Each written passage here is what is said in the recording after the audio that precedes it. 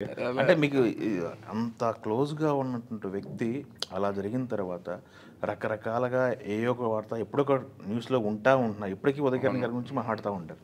అవన్నీ చూస్తుంటే ఏమనిపిస్తుంది సార్ మీకు? బాధేస్తుంది. వాడి మీద కోపం వస్తుంది.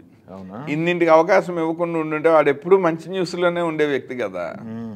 ఇప్పుడు ఉదయకిరణ్ పలానా సినిమా అనౌన్స్ చేశాడంటే మనం ప్రపంచంలో ఎక్కడున్నా హ్యాపీ ఫీల్ అవుతాం. అలా న్యూస్లో ఉండగలిగిన అర్హత ఉన్నవాడు, ఎందుకంటే అంత యాక్సెప్టెన్స్ వచ్చింది. ఎవరికి వస్తుంది? అవును. ప్రతి మనిషి గుండెల్లో అలా ఒక పేరు సంపాదించుకోవటం అంటే ఎంతో పూర్వజన్మ సుకృతం. అది ఏ బ్యాక్గ్రౌండ్ ఆ యాక్సెప్టెన్స్ ఏ బ్యాక్గ్రౌండ్ లేకుండా వచ్చి అంత యాక్సెప్టెన్స్ వచ్చాక దాన్ని బిలీవ్ చేయలేదే, ఒక స్పర్ ఆఫ్ ది మూమెంట్లో ఒక రాంగ్ డెసిషన్ తీసుకున్నాడని బాధేస్తుంది. ఎందుకని సార్ డల్ కెరీర్ డల్ అయిందేనా లేకపోతే ఇంకేమన్నా చెప్పారా మీకేమన్నా? మేము వాడు యాక్చువల్గా చనిపోయే ముందు ఆ డెసిషన్ తీసుకునే ముందు మా కాన్వర్సేషన్లో చాలా హ్యాపీగా ఉన్నాడు. మళ్ళీ మన కైండ్ ఆఫ్ సినిమాలకు మంచి రోజులు వచ్చాయన్నాడు. ఎందుకంటే అత్తారింటి దారేది ఇండస్ట్రీ హిట్ అయింది. దానికి వాడు ఫోన్ చేశాడు నాకు, అన్నగారు మీరు చెప్తూ ఉన్నారు మనసంతా నువ్వే 2 చేస్తే మనం ఎప్పుడు మళ్ళీ బ్యాక్ ఇన్ ఫామ్ ఉంటామని, కానీ నేను యాక్షన్ సినిమాలు అనే కమర్షియల్ మార్కెట్ గురించి చూశాను. నాకు ఇప్పుడు మీరు చెప్పింది కనెక్ట్ అయ్యాను. ఇప్పుడు ఈ cinema super industry, Pawan Kalyan లాంటి ఒక పెద్ద మాస్ హీరోతో అత్తారింటికి దారేది ఇండస్ట్రీ హిట్ అయిందంటే నేను క్లాస్ ఆడియన్స్ ఉన్న హీరోని కాబట్టి మన కైండ్ ఆఫ్ కథకి మార్కెట్ వచ్చిందని అర్థం చేసుకుంటున్నాను, మీరు ఇంక రెడీ అవ్వండి అన్నాడు. పాపం 1 week before he took this decision. So అతనికి బేసిక్గా బలవన్మరణం అనేది అది క్షణికావేశంలో తీసుకునే నిర్ణయమే తప్ప వాడు నిజంగా పరిస్థితులు ప్రతికూలంగా ఉన్నప్పుడు అందరికంటే స్ట్రాంగ్గానే ఉన్నాడు కదా. అప్పుడేం చేసుకోలేదు. అంతే ఆ ఎమోషనల్ డెసిషన్ తీసుకోకుండా ఉండుంటే బాగుండేదని మాత్రం నాకు ఎప్పుడు అనిపిస్తుంది. దానివల్ల కోపం వస్తుంది నాకు. బేసిక్గా సూసైడ్ అంటే I'm dead against that act. అది ఉదయకిరణ్ కాదు, ఎవరైనా సరే ఏ ఏజ్లో అయినా సరే భగవంతుడు మన బతకమని పంపించాడు. ఉన్నంతకాలం ఉండదు, ఎలాగూ అందరూ వెళ్ళాల్సిందే, కానీ మనమే ఎండ్ చేసుకోవాల్సిన నెసెసిటీ ఏముంది అని అనిపిస్తుంది. ఓకే, ఇప్పుడు సినిమా అనేది ఒక కెరీరే కానీ లైఫ్ కాదు కదండి. బయటకు వస్తే బోలు లైఫ్ ఉంటుంది.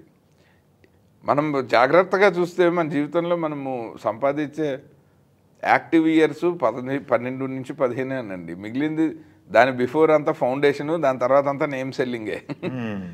యాక్టివ్గా మనం నేర్చుకుంటూ కష్టపడి పనిచేసే పీరియడ్ అదే లైఫ్ అనుకుని ఎమోషనల్గా అయిపోకూడదు కదా. ఇది ప్రొఫైల్ కరెక్ట్గా బిల్డ్ చేసుకుంటే తర్వాత జీవితం సుఖంగా ఉంటాం. ముందరి నుంచి జాగ్రత్తగా చదువుకుంటే ఈ జీవితం సుఖంగా ఉంటాం.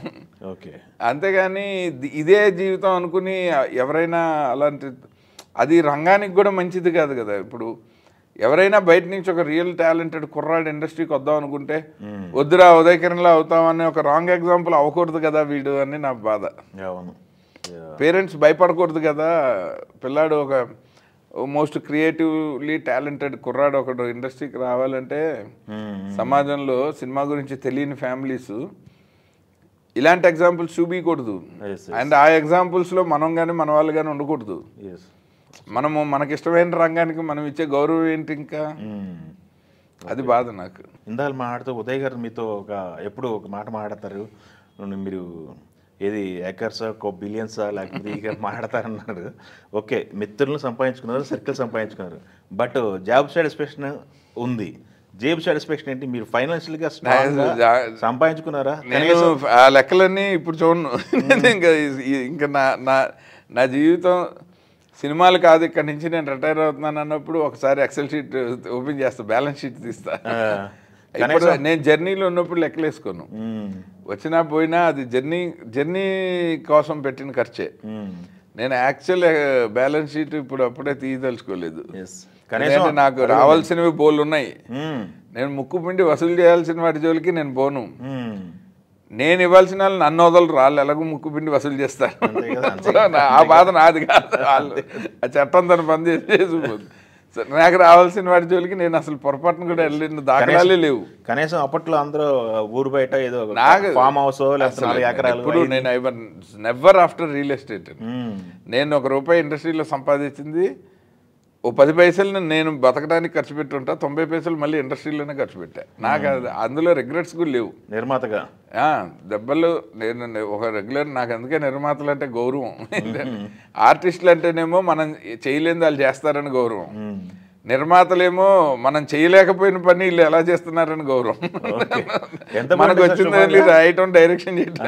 సుమారుగా ఎంత పోయి ఉంటుంది నిర్మాతగా? నాకు ఈజీగా దగ్గర 7 to 8 crores నా లెవెల్కి చాలా ఎక్కువ అండి. నేను సంపాదించింది అంత లేదు. సో అప్పులుగానే చేసిన దాంట్లో 12 కోట్లు దాకా పోయి ఉంటుంది ఇప్పటికీ. మొత్తం లాస్ట్ 20 yearsలో అదే మొత్తం అయితే ఒక 20 కోట్లు మా వడ్డీలతో కలిపి 12 ఉంటుందండి. నేను ఏ సినిమా చేసినా నేను ఇప్పుడు నా పర్సనల్ లైఫ్కి నేను ఖర్చు పెట్టుకునేది అందులో 25 to 30% ఉంటుంది నా ఎర్నింగ్స్లో. మిగిలిందంతా నా లైబిలిటీస్ క్లియర్ చేసుకుంటూ వస్తుంటుంది. మధ్యలో నేను మంచి ఫ్లోలో వెళ్తున్నప్పుడు కోవిడ్ దెబ్బ కొట్టింది మళ్ళీ. అది సినిమా తీయటం కంటే దారుణం. అయినా కానీ కోవిడ్లో మళ్ళీ కొన్ని అప్పులు తీర్చాను నేను కష్టపడి. వర్క్ అయితే not for money, I enjoy being in the work. ఇప్పుడు ప్రేమలో ఉన్నాడు వెర్రెక్కి, మిగిలిన ప్రపంచం ఏమంతా అవుట్ ఫోకస్లో ఉండి ఆ ఫీలింగ్లోనే ఉంటాడు చూడండి. నేను పనితోటి అలా ఉంటాను.